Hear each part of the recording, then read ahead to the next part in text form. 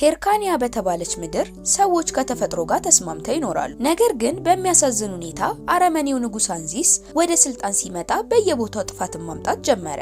አንድ ቀን የአንዚስ ሰራዊት ሶኒያ የምትባል አንዲት ወጣት ልጅ የምታስተዳድረው መንደር ላይ ጥቃት ሰንዝሮ የነበሩትን ህዝቦች እንዳለ ይጨርሳቸዋል። ከዛም ከብዙ ዓመታት በኋላ ጎልማሳ የሆነችው ሶኒያ የጎሳዋን ሌሎች አባላት መፈለግ ትጀምራለች። የጫካውን ካርታም ይዛ ከዚህ በፊት ያየቻቸውን ቦታዎች ምልክት ታደርጋለች። በአንድ ሐይቅም ዳር የጫካዋን አማልክት ሐውልት አግኝታ ከመታጠቧ በፊት ትጸልያለች። በዚያች ቅጽበት አንዳንዱ ፍጥረታት በቅጥረኛ ወታደሮች እየታደኑ ስለነበር በአቅራቢያው ይሮጣሉ። ሶኒያም ፈረሷን ይዛ ትደበቃለች። ቅጥረኛ ወታደሮችም እስኪሄዱ ድረስ አልወጡም። በኋላም እነዚህም ፍጥረታት ቀንዶቻቸው ተቆርጦ መሬት ላይ ሞተው አገኘቻቸው። ከዛም ለብዙ ሰዓታት ከተጓዘች በኋላ ሶኒያ አንዲት ትንሽዬ መንደር በጥቃት ውስጥ ሆና አየች። ፈረሷን በጫካ ውስጥ እንድትጠብቃት አድርጋ በመንደሩ ዙሪያ ሾልካ በመግባት ቅጥረኞቹ ወታደሮች አንድ ግዙፍ ፍጥረትን ለማሰር ሲሞክሩ አየች። በድንገትም ቀንድ ተነፍቶ ንጉሰ ነገስት ድራጎን ከወታደሮቹ ከአስፈሪ ተሽከርካሪውና ከገዳይዋ ኔሲያ ጋር ደረሰ። ቅጥረኞቹም ለንጉሰ ነገስቱ የግላዲያተር ጨዋታዎች እንግዳ የሆኑ ፍጥረታትን ሲሰበስቡ እንደነበር እናውቃለን። ከዛም ድራጎን የተሰበሰቡትን እንስሶች ይመለከታል። በመቀጠልም እስረኞቹን ፈትሾ ወታደሮቹ መሪውን እንዲያወጡ ያዛቸዋል። ከብዙ ዓመታትም በፊት ባሪያ በነበረበት ሰዓት ይህንን ሰው እንዳገኘውና ሰውየውም እንደተፋበት ይናገራል። ድራጎንም የጠፋውን የሚስጥር መጽሐፍ ግማሹን ክፍሉን እየፈለገ ሲሆን ወደ ሄሬኒያን ጫካ መግባት ይፈልጋል። ነገር ግን ሰውየው ወደዛ መሄድ የሚችሉት በአማልክት የተቀቡ ሰዎች ብቻ እንደሆኑ በመንገር ያስጠነቅቀዋል። ድራጎን ግን በአማልክት አያምንም፣ በእውቀትና በሳይንስ እንደሚያምን ይናገራል። በእምነቱ ምክንያት በሰውየው ላይ ከጮኸ በኋላ ጀነራል ካርሎክን እንዲገድለው ያዘዋል። ይህ በእንዲህ እንዳለ ሶኒያ ወደ ውስጥ ሾልካ ትገባለች። ሁለት ቅጥረኞችም አንድ የታሰረን አውሬ ሲያሰቃዩት ትመለከታለች። በጭካኔያቸውም በጣም ትቆጣቸውና ከዛም በፍጥነት በስለት ወቅታ ትገላቸዋለች። ከዛም የታሰሩበትን ቤት ለመክፈት ስትሞክር አንያ በመምጣት ሰይፍ አንገቷ ላይ አድርጋ ታስቆማታለች። ሶኒያም ሰይፉን ገፍታ ወደ ኋላ ስትል አንያ መላው ጫካ በቅርቡ እንደሚጠፋ ትነግራታለች። በዚያች ቅጽበት አንያ ሶኒያን ማጥቃት ትጀምራለች። ሴቶቹ በመሳሪያዎቻቸው አስደናቂ ችሎታቸውን እያሳዩ መዋጋት ይጀምራሉ። ሆኖም አንያ በሰይፍ የተሻለች ስለሆነች ሶኒያን ሻሞላዋን ታስጥላታለች። ሶኒያም እግሮቿን ይዛ ወደ መሬት ትጥላታለች። በመሬት ላይም መዋጋታቸውን ሲቀጥሉ ህዝብ ይከባቸዋል። ሶኒያም አንያን አንቃት ይዛታለች። ድራጎንም ይህንን ሲመለከት ጥሩ መዝናኛ እንደሆነ ይናገራል። በድንገትም ሶኒያ ፈረሷ ሲመጣባት ትኩረቷ ይከፋፈላል። በዚያች ቅጽበት ካርሎክ በመምጣት ራሷን እንድትስት ያደርጋታል። ከተወሰነ ሰዓት በኋላ ሶኒያ በወራሪዎቹ ድንኳን ውስጥ በመስቀል ላይ ታስራ ትነቃለች። ከዛም ድራጎን አንዳንድ ጥያቄዎችን ይጠይቃታል። ነገር ግን እየተናገረች ስላልነበር ካርሎክ ቁስሎቿን በሰይፍ እየወጋ ያሰቃያታል። ከዛም ድራጎን ካርቷን ከቦርሳዋ ሲወስድ ሶኒያ በንዴት እጆቿን አስለቅቃ ልብሱን ትይዘዋለች። አንያም ሰይፏን አውጥቷ ደረቷ ላይ ትደቅንባታለች። ድራጎንም በግላዲያተር ጨዋታዎች እንድትሳተፍ ስለሚፈልግ ሶኒያን እንዳትገድላት ያዛታል። ከዛም ሶኒያ በድጋሚ ራሷን ስትስት መንደሯ የተጠቃበትን ቀን በህልሟ አየች። እናቷ ልጆቹን ይዛ ወደ ጫካ እንድትሮጥ ነግራት ነበር። ትንሿ ሶኒያም ሌሎች ልጆችን ለማዳን ስትሮጥ ወራሪዎቹ በየቦታው ስለነበሩ የትም መሄድ አልቻለችም። ከዚያም እናቷ ስትገደል ለማየት ተገደደች። በሚቀጥለው ቀን ሶኒያ ስትነቃ ከሌሎች ባሪያዎች ጋር በአንድ ክፍል ውስጥ ነበረች። ጋሪዎቹም ወደ ዋና ከተማ ይወስዷቸዋል። እዚያም ሶኒያ አንዳንድ ሰዎች ፈረሷን ሲገርፉት ታያለች። ከዛም ተናዳም ከታሰረችበት በማምለጥ ጠባቂዎቹን መደብደብ ትጀምራለች። ከዚያም ሰንሰለቷን ተጠቅማ ጅራፍ የያዘውን ሰው አንገቱን ታንቀውና ልትገድለው ስትሞክር ወታደሮች በመምጣት ወደ እስር ቤት ይመልሷታል። እሷም በድጋሚ ራሷን ትስታለች።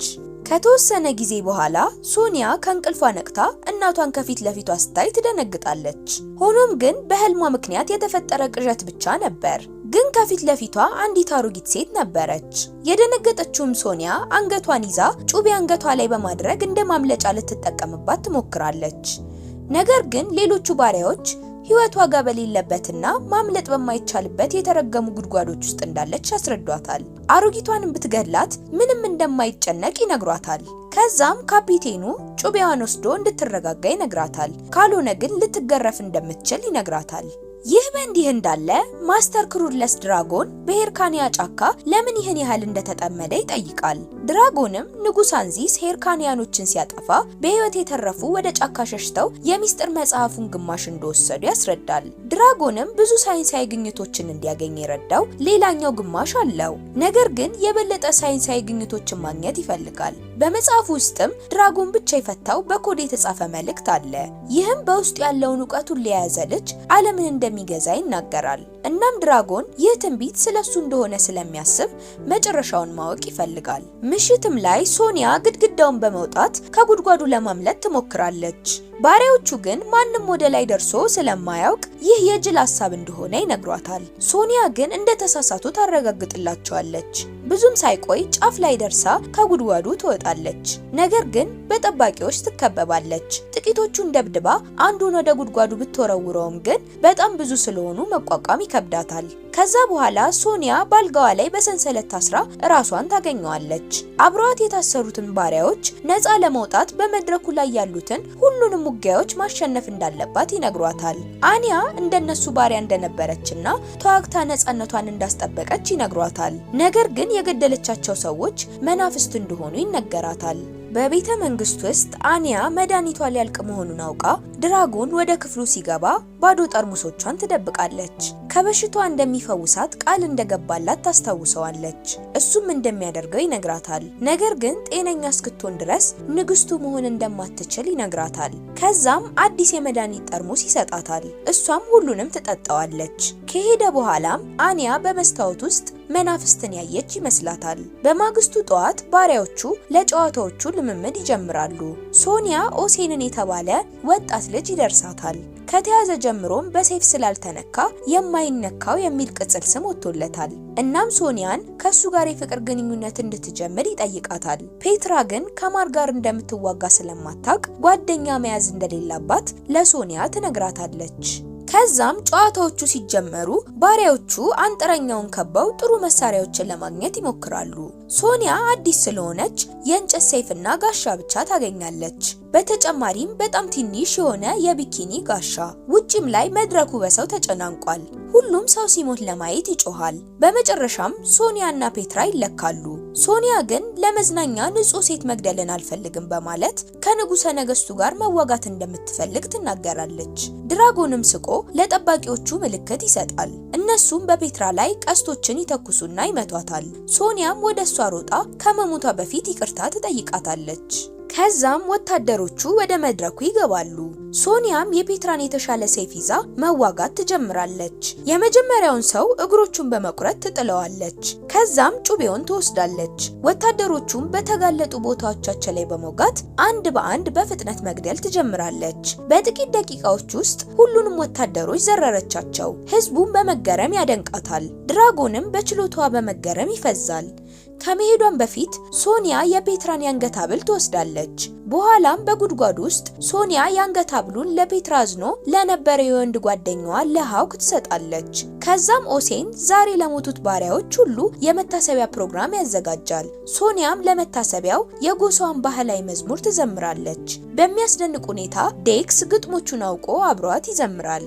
በማግስቱ ክሩደልስ ለድራጎን ዩክ የተባለ ቅርስ ያሳየዋል። ይህንንም በኤሌክትሪክ ተጠቅሞ በጫካ አውሬ ራስ ላይ ይይዘዋል። ከዛም ድራጎን አውሬውን የርቀት መቆጣጠሪያ ተጠቅሞ ይሞክረዋል። በውጤቱም ይደሰታል። ነገር ግን ዩኩ በሰዎች ላይም እንዲሰራ ይፈልጋል። ክሩድለስም በባሪያዎቹ ላይ ሙከራ ሲያደርግ ቆይቷል። ሆኖም ግን ዩኩ ሁሉንም ገድሏቸዋል።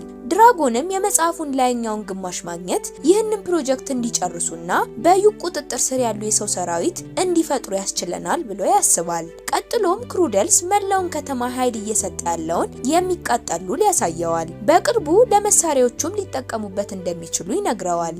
በጉድጓዱ ውስጥ ዴክስ ሄርካናዊ ስለማትመስል መዝሙሩን እንዴት እንደምታውቀው ሶኒያን ይጠይቃታል። ከዚያም ከጫካው ጎሳ መሆኗን ተረድቶ በጫካ ውስጥ የሚኖሩ የተረፉ ሰዎች ቡድን እንዳለ ይነግራታል። ሶኒያም በሰማችው ነገር በጣም ታለቅሳለች። ማምለጥ እንዳለባቸውም ትናገራለች። ከዛም ካፒቴኑ በመምጣት በቤተ መንግስት ውስጥ እንደምትፈለግ ሲነግራት ንግግራቸው ይቋረጣል። ሶኒያ እንደገና ቢኪኒ እንድትለብስና ድራጎን ግብዣ እያደረገላት ወዳለው ትልቅ አዳራሽ በሚጎተት እስር ቤት ውስጥ እንድትገባ ትደረግና ወደ ግብዣው ቦታ ትወሰዳለች። ከዛም ድራጎን ሰራዊቱ የተቆጣጠራቸውን አካባቢዎች በሙሉ የሚያሳይ ካርታ ያሳያታል። ድራጎንም ቀጣዩ ጫካዋ እንደሆነ ነግሯት መጽሐፉን ያሳያታል። ይህም ጎሷ በስነ ስርዓቶቹ ወቅት ሌላኛውን ግማሽ ሲጠቀም የነበረውን ስውስታ ይቀሰቅስባታል። በዚያ ምሽት ሶኒያ እነዚያን ስነ ስርዓቶችና እናቷ መጽሐፉን እንድትጠብቅ ስትነግራት በህልሟ አየች። ድራጎንም እናቷን ገድሎ መጽሐፉን ሲወስድ ተመለከተች።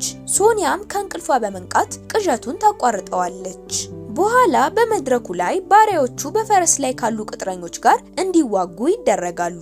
ፊት ለፊትም ሰዎቹ ጋር ለመዋጋት እድል ስለሌላቸው ፈረሶቹን አጥቅተው እንዲወድቁ በማድረግ ሰዎቹን ለማጥቃት በቡድን አብረው ይሰራሉ። ካፒቴኑም የሚልካቸውን ተጨማሪ ባሪያዎች ለመፈለግ ይመጣል። ሶኒያም ስላልተመረጠች ትበሳጫለች። ከዛም ካፒቴኑ ድራጎን ሁሉም ሲሞቱ እንድትመለከት ስለሚፈልግ እንዳትዋጋ እንደከለከላት ይነግራታል። ሶኒያም ኦሴንን ዴክስን እንዲጠብቅላት ትጠይቃለች። ከዚያም ወደ አንጥረኛው ሄዳ የተሻለ መሳሪያ ትጠይቃለች። አንጥረኛው ግን እምቢ ይላል። ከዛም ሶኒያ በስሙ በመጥራት ታስፈራራዋለች። አንጥረኛውም ስሙን የምታውቀው ሶኒያ ብቻ መሆኗን ሲያውቅ ሐሳቡን ይለውጣል። ከዛ በኋላ ሶኒያ ካፒቴኑን ችላ ብላ ወደ መድረኩ ትገባለች። በፈረስ ላይ ያሉ ሁለት ቅጥረኞች ይከተሏታል። ነገር ግን ድራጎን ጠባቂው ሁለቱንም እንዲተኩስባቸው በማድረግ ይጠብቃታል። ሶኒያም ለመዋጋት እዚህ እንደመጣች በቁጣ ትነግረዋለች። ድራጎን ግን የመጨረሻዎቹ የርኬኒያኖች የት እንዳሉ እንድትነግረው ብቻ ይጠይቃታል። ካልተናገረች ግን ሁሉም ባሪያዎች ይሞታሉ በማለት ሊያስፈራራት ይሞክራል። ጠባቂዎቹ ድራጎን የርቀት መቆጣጠሪያውን ተጠቅሞ መሬት ላይ ያለውን መድረክ ከመክፈቱ በፊት እያንዳንዱን ባሪያዎች ያወጣሉ። ከዛም ግዙፍ አውሬ እንዲወጣ ይደረጋል። ድራጎን አውሬው ባሪያዎቹን እንዲያጠቃ ለማድረግ መቆጣጠሪያውን በድጋሚ ይጠቀማል። ከዚያም ሁሉም መሮጥ ይጀምራል። ነገር ግን ሳይክሎፑ ጥቂት ባሪያዎችን በጭንቅላቱ ገጭቶ ወደ ጥልቁ እንዲወድቁ ያደርጋቸዋል። ሃውክም አውሬውን ለማጥቃት ሞክሮ በቀላሉ ይወድቃል። በመቀጠልም ኦሴን ሲያጠቃ ሳይክሎፑ በአንድ ምት ያንሳፈፈዋል። ከዛም ሶኒያ ዩኩን ከአውሬው አንገት ላይ አይታው በጣም በመዝለል በሳይክሎፑ ጀርባ ላይ ታርፋለች። በጩቤዎቿ በመውጋት አንገቱ ላይ ካለው ዩክ ትደርሳለች። ሳይክሎፑም መደንገጥ ሲጀምር ሶኒያ ሙሉ ኃይሏን ተጠቅማ ዩኩን ካንገቱ ታወልቀዋለች። ከዛም ሳይክሎፑ ይረጋጋና ሰውነቱን ዝቅ ያደርጋል። ይህም ሶኒያ እንድትወድቅ ያደርጋታል። ከዚያም በእጁ ከጎኗ መሬቱን ይመታል። ሶኒያም እንዲያቆም ትነግረዋለች። እናም ጠላቱ እሷ ሳትሆን ንጉሠ ነገስቱ እንደሆነ ታስረዳዋለች። ሳይክሎፑም ወደ መቀመጫዎቹ ሮጦ በቀንዶቹ ይሰባብራቸዋል። ይህም ህዝቡ እንዲሸሽ ያደርጋል። የህንፃው መደርመስም ጥቂት ሰላማዊ ሰዎችን ይገድላል። ድራጎን ግን በመጨረሻው ሰከንድ ከቦታው ይሸሻል። ካርሎክም እንዲያመልጥ ይረዳዋል። በመድረኩም ላይ ባሪያዎቹ በኦሴንን ሞት ያዝናሉ። ነገር ግን በዚያ ቅጽበት ተመልሶ በመምጣት አሁንም አይነኬ መሆኑን ያስታውሳቸዋል። ሶኒያ በሳይክሎፑ ጥፋት የተፈጠረውን ዋሻ እየጠቆመች ጓደኞቿ እንዲሮጡ ትነግራቸዋለች። በኋላም በነጩ ጸሎት ቤት እንደምታገኛቸው ቃል ገባች። ከዚያም በኋላ ሶኒያ ወደ ውስጥ ሾልካ ተመልሳ ጠባቂዎቹን መዋጋት ትጀምራለች። ስለ ፈረሷም እየጠየቀች አንድ በአንድ ትገድላቸዋለች። በውጊያውም ሁሉም ቡድን ይሞታሉ። መጨረሻ የቀረው ግን ፈረሷ የት እንደሚገኝ ይነግራታል። ከዛም ሶኒያ ወደ ክሩደልስ ላብራቶሪ ትሮጣለች። እዛ ያሉት ሰራተኞችም በፍርሃት ይሸሻሉ።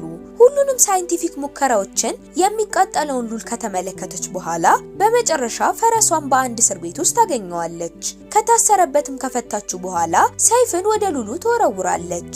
በቤተ መንግስት ውስጥ ያሉት መብራቶች ለጥቂት ሰከንዶች ብልጭ ድርግም ካሉ በኋላ ላብራቶሪው ይፈነዳል። ፍንዳታውም በጣም ትልቅ ከመሆኑ የተነሳ ትልቁን አዳራሽም ይመታል። መስኮቶቹን ሰብሮ ብዙ ሰዎችን ይገድላል። ድራጎንም ትንሽ ተጎድቶ ይተርፋል። ክሩደልስ ግን የመስታወት ቁራጭ አንገቱ ላይ ተሰክቶበት እዛው ይሞታል። ድራጎንም በቀኝ እጁ ሞት ሲያዝን አንያ በመምጣት ሶኒያን ለመፈለግ ስካውቶችን እንደላከች ትነግረዋለች። ጠዋትም ላይ ሶኒያ ከጓደኞቿ ጋር እንደገና ተገናኝታ አብረው ይሄዳሉ። ሆኖም በጉዟቸው መካከል ኦሴን ከዚህ በላይ አብሯቸው መጓዝ እንደማይችል ይነግራቸዋል። በመቀጠልም እሱ ልዑል እንደሆነና ድራጎን መንግስቱን ሲያጠቃ እንደያዘው ይናገራል። ስለዚህ ኦሴን ተመልሶ የራሱን ግዛት ድጋሚ ለመገንባት ይፈልጋል። ከዛም ሶኒያ ልትስመው እንደሆነ አስመስላ ወደሱ ትቀርባለች። እሱም ወደሷ በመጠጋት ሊስማት ሲሞክር እጁ ላይ በጩቤ በመጉረጥ ከዚህ በኋላ ያልተነካ እንዳልሆነ ነግራው ይለያያሉ። በኋላ ቡድኑ ለማረፍና ቁስላቸውን ለመንከባከብ በአንድ ቦታ ላይ ይቀመጣሉ። ሶኒያና ዴክስም ህዝባቸውን በማግኘታቸው ተደስተው የልጅነት ታሪካቸውን እያነሱ ያወራሉ። በዚያች ቅጽበት ከባሪያዎቹ አንዱ ከአንድ ስካውት ጋር ለስለላ ትመለሳለች። ሌሎቹን በሙሉ ገድላ ይህንን ለምርመራ መጣቸው። ስካውቱም የድራጎን ቡድን ሲከታተላቸው እንደነበርና አንድ ቀን ብቻ እንደቀራቸው ለሶኒያ ይነግራታል። ሶኒያም ከዴክስ ጋር በግል ከመነጋገሯ በፊት ሰውየውን ትገድለዋለች። ከዛም ሶኒያ ህዝባቸውን ብቻውን ሄዶ እንዲፈልግ ትነግረዋለች። ቦታቸውን ለድራጎን ስላሳወቀች ከሱ ጋር መሄድ እንደማትችል ታስረዳዋለች። ዴክስም ከሄደ በኋላ ሶኒያ ባሪያዎቹን እንዲሄዱ ትነግራቸዋለች። ነገር ግን እነሱ ብቻዋን እንድትዋጋ ጥሏት እንደማይሄዱ ይነግሯታል። ከተወሰነ ጊዜ በኋላም ድራጎን ከሰፈሮቹ አንዱ በሶኒያ ቡድን እንደተጠቃና ሁሉም ነገር አመድ እንደሆነ ይመለከታል። ሰራዊቱም በአንድ ወይም በሁለት ቀን ውስጥ እዚያ ይደርሳል። ስለዚህ ድራጎንም ባየው ነገር ሐሳቡን ለመቀየር ያስባል። አኒያም ደካማ ትለዋለች። ከዛም መጨቃጨቅ ይጀምራሉ። ነገር ግን ሶኒያ በአቅራቢያቸው ብቅ ስትል ጭቅጭቃቸውን ያቆማሉ። ከዛም ሶኒያ የወታደር ራስ መሬት ላይ ወርውራ ድራጎን ስካውቶቹን መላክ ከቀጠለ ነገሮች እንደሚባባሱ ትነግረዋለች። በምላሹም ካርሎክ የዴክሰንን ራስ ይወረውራል። ምሽትም ላይ ሶኒያ የድራጎን ወታደሮች ወደ ቡድኖቿ ሰፈር ሲቀርቡ ተደብቃ ትመለከታለች። ቀስቷንም ለመተኮስ ስትዘጋጅ ከጠፉት ኤርኬንያኖች አንዱ በመምጣት ቀስቷን እንዳትተኩሰው ያደርጋታል። ከዛም ሶኒያ ከህዝቧ ጋር ለመገናኘት ትሄዳለች።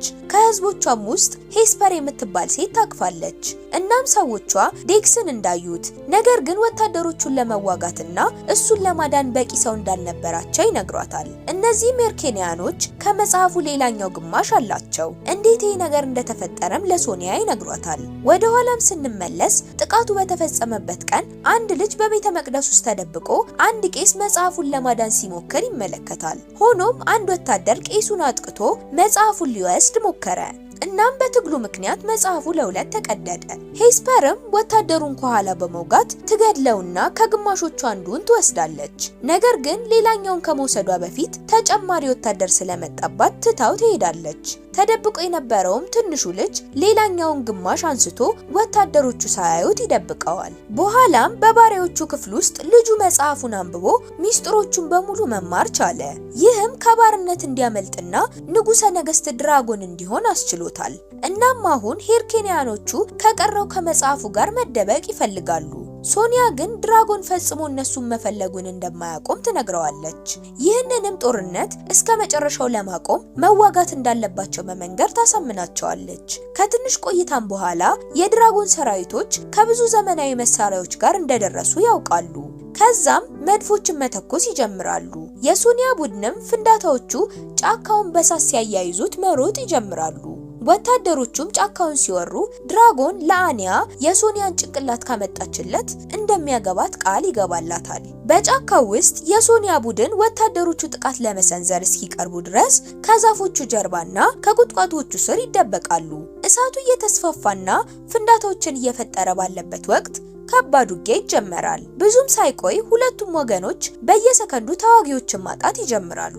የሶኒያ ቡድንም የበላይነት ሲያገኝ ጠላትን ወደ ጫካው እንዲገባ ለማድረግ ህዝቦቿን እንዲሮጡ ታዛቸዋለች። ጥቂት ወታደሮችም ሶኒያን ይከተሏታል። እናም ብቻዋን መዋጋት ተገደደች። ብቻዋን ሁሉንም ተዋግታ ከገደለቻቸው በኋላ አኒያ ስትመጣ ታያለች። ከዛም ሴቶቹ በሰይፋቸው መዋጋት ይጀምራሉ። ችሎታቸውም እኩል ይመስላል። ነገር ግን አኒያ ሶኒያን አሸንፋ ሰውነቷን በሻሞላ ትቆርጠዋለች። ሶኒያም ተስፋ ባለመቁረጥ አኒያን አንገቷ ላይ የመልስ ምት ትሰጣታለች። በአቅራቢያው ሃውክ ከካርሎክ ጋር ተጋጭቶ አንድ ለአንድ ሊዋጉ ይወስናል። ጥቂት ቡጢዎችንና የጭንቅላት ምቶችን ከተለዋወጡ በኋላ ካርሎክ ሃውክን በመጥረቢያው መጥቶ በሰይፍ ይወገዋል። በተመሳሳይ ሰዓት አኒያ ሶኒያን በሰይፏ ትወጋታለች። ራሷን ልትቆርጥም ስትል አኒያ በሶኒያ ፈረስ ትገጫለች። ከዛም ፈረሱ ከጌታው ጋር ይተኛል። ሶኒያ በላዩ ላይ ወጥታ መጋለብ ትጀምራለች። በኋላም በሐይቁ ዳርቻ ሶኒያ እናቷን ከሐውልቱ አጠገብ ያየች ይመስላታል። ሆኖም ይህች ምድር እየደማች እንደሆነና ድራጎን እንዲያሸንፍ መፍቀድ እንደሌለባቸው የምትነግራት እውነተኛዋ አማልክት ናት። ሶኒያም ሁልጊዜ በከንቱ እንደጸለየች በመበሳጨት ትነግራታለች። አማልክቷም ሶኒያ እጣ ፋንታዋን ለመቀበል ጥንካሬዋን ማግኘት እንደነበረባት ታስረዳታለች። ከዚያም አማልክቷ ቁስሎቿን ለመፈወስ ሶኒያ በሐይቁ ውስጥ ታጠምቃታለች። የዓለም ዕጣ ፈንታም በእጆቿ ውስጥ እንደሆነ ትነግራታለች። ይህ በእንዲህ እንዳለ የተረፉት የሶኒያ ቡድኖች በድራጎን ተይዘዋል። ሄስፐርም ድራጎንን በቀድሞ የሄርኬናዊ ስሙ ትጠራዋለች።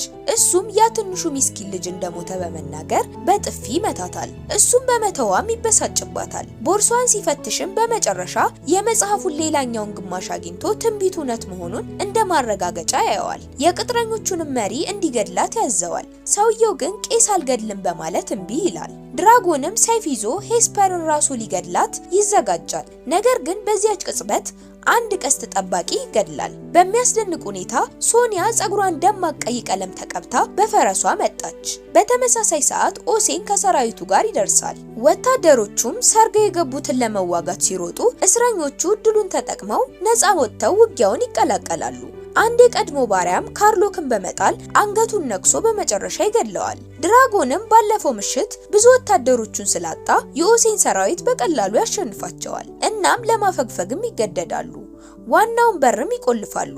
ነገር ግን ሶኒያ ግድግዳውን ወጥታ ወደ ግንቡ ትደርሳለች።